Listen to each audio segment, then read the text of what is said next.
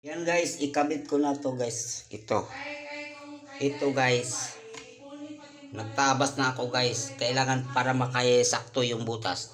Nagguhit ako dito, sentro guys. Guhit, tapos sentro din dito sa butas. Ito, yan. Tapos paikis itong butas mamaya paglagay. Yan guys, kailangan tapat dito guys. Nakabit ko na guys. Ito, guhit saka itong guhit. Itong guhit na to. Dito. Tapos dito din sa kabila guys. Guhit dyan. Guhit din dito. Tapos doon. Pag magtapat yan siya guys. Okay na yan guys. Swak na yun doon sa ano. Sa butas ng ito. Inidoro. Swak na yun guys. Tapos idiin lang natin konti.